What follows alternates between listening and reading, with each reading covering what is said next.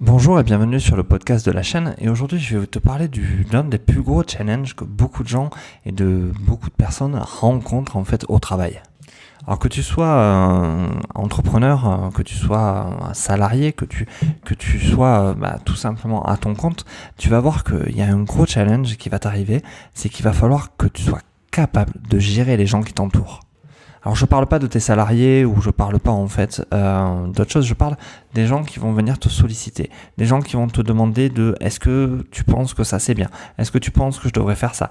Tous ces gens qui vont venir quelque part comme des vampires pomper ton temps en fait et te priver de ce moment en fait où toi tu peux te mettre au travail. Je vois des tas de chefs d'entreprise, de tas de gens qui se laissent vampiriser par d'autres personnes sur des tâches qui sont totalement secondaires et sur des tâches qu'ils n'auraient pas à intervenir. Bien sûr, si tu es dans une entreprise, que tu as des collaborateurs, tu peux pas te couper de ces gens-là. Tu peux pas leur dire non mais dégage, tu me casses les couilles. Non, tu es obligé de travailler avec eux, obligé de faire des efforts par rapport à leurs besoins. Mais il faut que tu arrives à leur imposer un rythme. C'est-à-dire que tu dois leur dire non.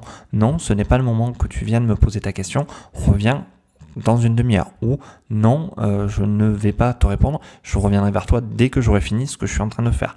Tu vas devoir imposer ton rythme pour ne pas être complètement vampirisé et bloqué et finalement freiné dans ce que tu as à faire. Parce que n'oublie pas que dans ton entreprise, la chose la plus importante pour toi, c'est ce que tu as à faire et non pas d'aider les autres à faire ce qu'ils ont eux à faire. Chacun sa tâche, chacun sa place, chacun sa position.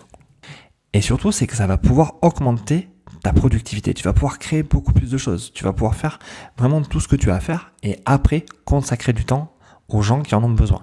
Parce que si tu prends pas ce temps-là vraiment de réaliser, je sais pas moi, tu as 10 tâches à faire, si tu prends pas le temps de les réaliser et que finalement tu en réalises que 8, c'est toi qui prends du retard. Tu auras certainement aidé les autres à réaliser leurs tâches et c'est très bien, je dis pas qu'il faut pas le faire, mais toi, finalement, tes tâches ne seront pas accomplies.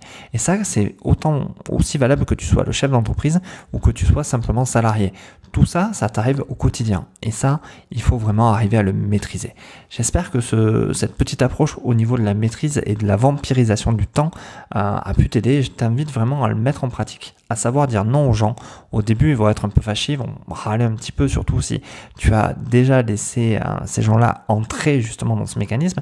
Mais au bout de quelques temps, ils vont comprendre, ils vont le respecter et ils seront d'ailleurs ravis quand tu viendras les aider. Donc n'hésite pas à commenter cette vidéo, à mettre un petit pouce bleu pour l'algorithme. N'hésite pas à t'abonner si ce n'est pas encore fait et à cliquer ou activer la cloche. Tu trouveras en description un petit guide sur comment créer un business sans stress.